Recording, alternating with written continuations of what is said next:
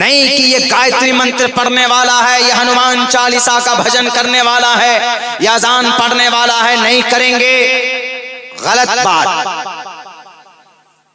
اگر گاؤں سماج میں سناتن دھرمی مسلمان دونوں مل کر رہتے ہیں، کوئی پریشانی اگر آ جائے بیچ گاؤں میں، ہندو سمودائے میں یا مسلم سمودائے میں، کوئی عالم دین نہیں کہہ سکتا کہ اگر ہندو سمودائے میں پریشانی ہو تو مسلمان کو اس کی مدد کے لیے نہیں جانا چاہیے، نہیں کہہ سکتا، بلکہ اللہ کے نبی فرماتے ہیں ان کی مدد کرو، تعاون کرو، ان کے پریشانی میں شریک ہو جاؤ، ان کے غم میں شریک ہو جاؤ، ان کے ساتھ بیٹھو، ان کے ساتھ بات کرو، ان کے ساتھ معاملات کرو، غلط نہیں ہے۔ ہم لوگ بھی مجرم، اتنے مجرم جناب عیش کی زندگی گزارنے لگ گئے، نہیں گیا کوئی۔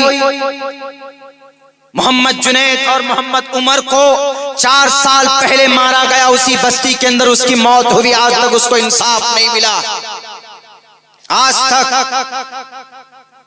قاتلوں کو بچانے کے لیے مالا پہنایا جاتا ہے، اور جو بیچارے نہتے ہوتے، لاچار ہوتے، ان کو مار دیا جاتا ہے۔ ایک انسان کی قیمت پوری انسانوں کی جان کی قیمت کے بالمقابل ہے۔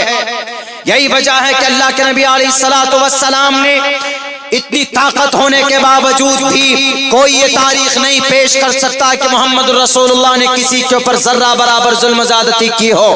اٹھاؤ تاریخ، ان الملوک اذا دخلت قریۃ افسدوها، جب کوئی بادشاہ کسی ملک میں کسی گاؤں میں آتا ہے، اس گاؤں کو سب سے پہلے تباہ و برباد کرتا ہے کہ نہیں کرتا؟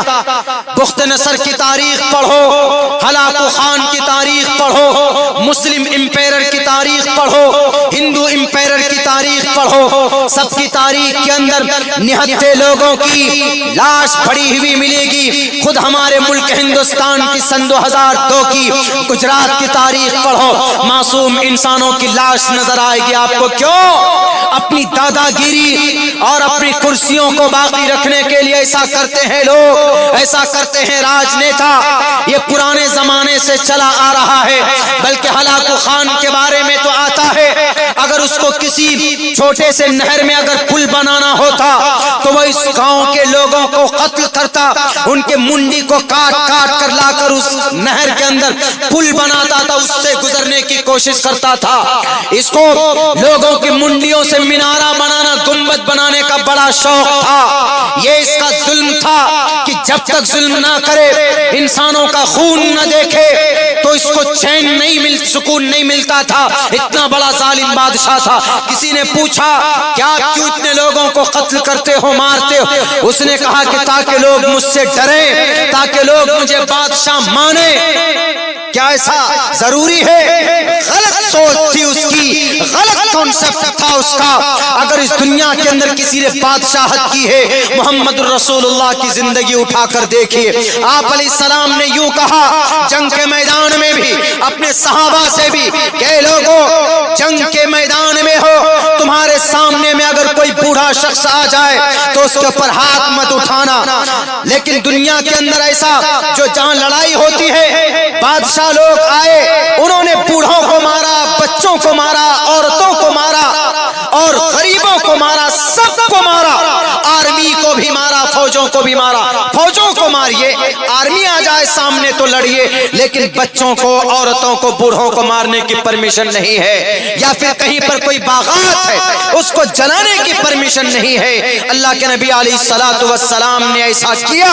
آپ علیہ السلام نے کہا کہ اے لوگو جنگ کرتے ہو، اے ابو جہل میں تجھ سے جنگ کروں گا، ٹھیک ہے، چونکہ تم آئے ہو سامنے لڑنے کے لیے، میں لڑوں گا، میں پیچھے نہیں ہٹوں گا، لیکن سنو، ہمارے یہاں جو بچے ہیں ان کے اوپر تم ہاتھ نہیں اٹھاؤ گے۔ میں گارنٹی دیتا ہوں تمہارے صف میں اگر کوئی بچہ ہے تو میری تلوار سے کسی کا خون نہیں، کسی کی گردن نہیں کٹے گی۔ تمہارے بیچ میں جو عورتیں ہیں، یہاں تک کہ طوائف ہیں، رنڈیاں ہیں، پروسٹیوٹ ہے، ہم ان کا بھی سر تن سے جدا نہیں کریں گے، چونکہ لیڈی ہے، عورت ہے، اگر بوڑھا ہے ہم ان کو بھی نہیں ماریں گے، تم بھی نہ مارنا۔ اللہ کے نبی علیہ السلام نے عمل کر کے دکھایا۔ جنگ بدر میں 70 سے زیادہ کون ناستک پکڑے گئے، ناستک جو ایشور کو نہیں مانتے تھے۔ میرے ہندو بھائیوں، ایشور کو نہ ماننے والے کو ناستک کہا جاتا ہے۔